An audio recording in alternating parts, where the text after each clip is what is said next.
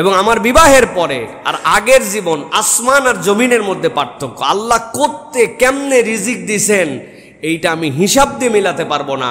এক একজন বাচ্চা হইছে আমার, আর এক একটা নিয়ামত আমার জীবনে আল্লাহ রাব্বুল আলামিন যুক্ত করে দিছেন। তো আমি নিজেই উদাহরণ, 8,500 টাকা বেতন, 7,500 টাকা বাড়ি ভাড়া ঢাকা শহরে। আপনি চিন্তা করতে পারবেন?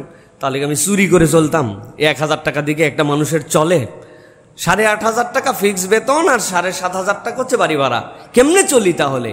আল্লাহ রাব্বুল আলামিন এরপরে সন্তান দিলেন, এরপরে কেমনে যেন রিজিক আমারে ধাবরায়। আমি রিজিক ধাবরাই না, রিজিক আমারে ধাবরায়। বলতে চাই আমার শিশু কিশোরদের জন্য যে তোমরা আল্লাহ রাব্বুল আলামিনের সবচেয়ে বড় নিয়ামত। অনেকেই এই শিশু কিশোর বাচ্চাদেরকে এদেরকে মনে করে যে এইগুলা মনে হয় বোঝা, এইগুলো আমাদের জন্য পেরেশানি। এটা কেবল এই প্রজন্মের নয়, নবী করিম সাল্লাল্লাহু আলাইহি ওয়াসাল্লাম যে জাহেলি যুগে আসছিলেন, সেই জাহেলি যুগে এমন অবস্থা ছিল যে সেই সময় মানুষ রিজিকের ভয়ে নিজের সন্তানকে হত্যা করে ফেলতো, নিজের বংশ মর্যাদার দিকে তাকিয়ে নিজের কন্যা শিশুকে হত্যা করে ফেলতো। এখনো আমরা যদি আমাদের সমাজে দেখি তাহলে দেখব ভ্রূণ হত্যা করা হয়, অবৈধ গর্ভপাত করে দেওয়া হয়। হ্যাঁ, অবৈধ গর্ভপাত মানে অবৈধভাবে সন্তান ধারণ করারটুকু নয়, যেটা আসার পরেও আপনি কেন, যেটা আমাদের জন্য দরকার নেই এখন এরকম ভাবে, অথচ প্রতিটি সন্তান প্রতিটি শিশু এটা আল্লাহ রাব্বুল আলামিনের একটা নিয়ামত। তোমরা অবহেলার পাত্র নও, বরং এই বিশ্বের জন্য সবচেয়ে বড় নিয়ামতের একটা হচ্ছে মানব শিশু। সুবহানাল্লাহ। আল্লাহ রাব্বুল আলামিন বলছেন সূরা আনাম 151 নম্বর আয়াতের মধ্যে, ওয়ালা তাকতুলু আওলাদাকুম মিন ইমলাক নাহনু নারযুকুকুম ওয়া ইয়াহুম। খবরদার খবরদার দুনিয়ার মানুষ, তোমরা রিজিকের ভয়ে তোমাদের সন্তানদেরকে হত্যা করো না। আল্লাহ বলছেন আমি রব তোমাদেরও রিজিক দেই, তোমার সন্তানদেরও রিজিক দেই আমি আল্লাহ। আল্লাহ রাব্বুল আলামিন বলছেন ওয়ালা তাকরাবুল ফাওয়াহিশা মা যাহারা মিনহা ওয়া মা বাতান ওয়ালা তাকতুলুন নাফসাল্লাতী হারামাল্লাহু ইল্লা বিল হক যালিকুম ওয়াসাকুম বিহি লাআল্লাকুম তাকিলুন। আল্লাহ বলছেন ও দুনিয়ার মানুষ, আমি রব্বুল আমিন তোমাদের জন্য নির্ধারণ করে দিলাম, যেই সন্তান তোমাদের, যেই শিশু সেই কিশোর তোমাদের বাড়িতে আছে, মনে করো না সে তোমার রিজিক খায়। আল্লাহ তোমার রিজিক যেমন দেন ওই রকম সন্তানের রিজিকও আল্লাহ দেন। বরং তো ঘটনা এমন অনেক সময় হয়, বাবা মার সংসার সচ্ছল ছিল না, আল্লাহ একটা সন্তান দিয়েছেন, ওই সন্তানের ওসিলায় সংসারটা সচ্ছল হয়ে গেছে। আছে না ভাই? আল্লাহ রাব্বুল আলামিন এই জন্য বলছেন যে এই সন্তান তাকেও রিজিক দেন আল্লাহ, তোমাকে রিজিক দেন। বাহিরে আপনি কোথায় এই উদাহরণ খুঁজতে যাবেন? বাহিরে উদাহরণ খুঁজতে গেলে তো মুসিবত। উদাহরণ তো আমি নিজে, উদাহরণ আমি নিজে।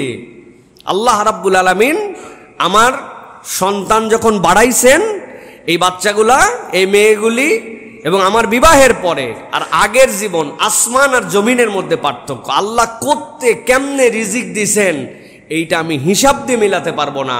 সুতরাং এই সন্তান, এই পরিবার, এগুলো আমাদের জন্য রিজিক। সুবহানাল্লাহ। এক একজন বাচ্চা হইছে আমার, আর এক একটা নিয়ামত আমার জীবনে আল্লাহ রাব্বুল আমিন যুক্ত করে দিছেন। আপনাদের কাছে সেইগুলি এত খোলামেলা বলার মতো সময় নাই, কিন্তু আমি নিজেই উদাহরণ। 8,500 টাকা বেতন, 7,500 টাকা বাড়ি ভাড়া ঢাকা শহরে। আপনি চিন্তা করতে পারবেন? তাহলে আমি চুরি করে চলতাম, 1,000 টাকা দিকে একটা মানুষের চলে? 8,500 টাকা ফিক্স বেতন আর 7,500 টাকা হচ্ছে বাড়ি ভাড়া। কেমনে চলি তাহলে? আল্লাহ রাব্বুল আলামিন এরপরে সন্তান দিলেন, এরপরে কেমনে যেন রিজিক আমারে ধাবরায়। আমি রিজিক ধাবরাই না, রিজিক আমারে ধাবরায়। সুতরাং আল্লাহ রাব্বুল আমিন বলছেন নাহনু নারযুকুকুম ওয়া ইয়াহুম। ব্যাকল তুই খাইয়ে চিন্তা করিস আমি বাচ্চা থাকলে আমার কি হবে না হবে। আল্লাহ বলছেন আমি তোকেও খাওয়াই, তোর বাচ্চাকেও খাওয়াই। সুবহানাল্লাহ। প্রিয় ভাইয়েরা, আল্লাহ বলছেন ওয়ালা তাকরাবুল ফাওয়াহিশা মা যাহারা মিনহা ওয়া মা বাতান। খবরদার এই শিশু কিশোররা, তরুণরা, তোমরা খবরদার খারাপের কাছে যেও না। গোপনীয় প্রকাশ্য কোনো ফাহেসার সাথে সম্পৃক্ত হওয়া যাবে না। যেখানে অশ্লীলতা, অসভ্যতা, তার সাথে যেতে পারে না।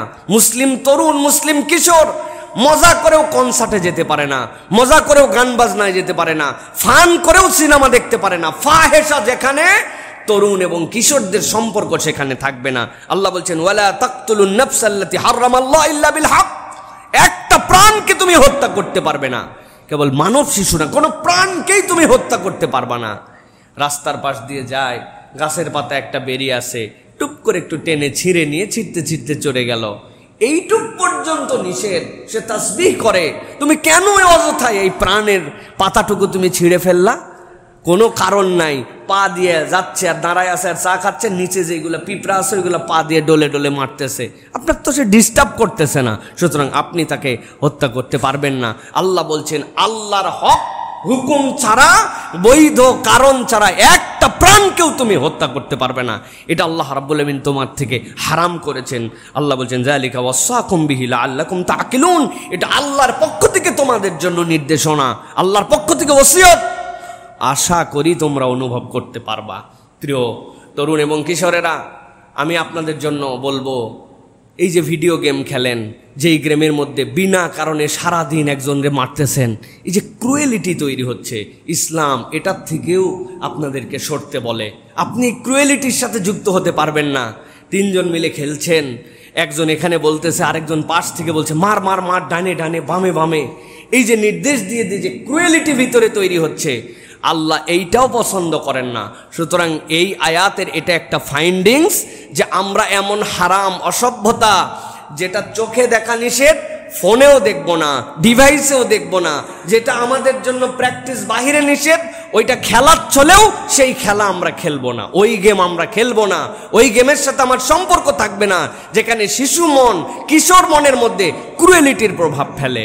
অতএব ইসলামের বিউটি অনুযায়ী আমরা আমাদের সন্তান যারা শিশু কিশোররা, তারা ভাববেন যে আমরা এই উম্মার সম্পদ, পরিবারের নিয়ামত, তাদের মূল্যায়ন আছে।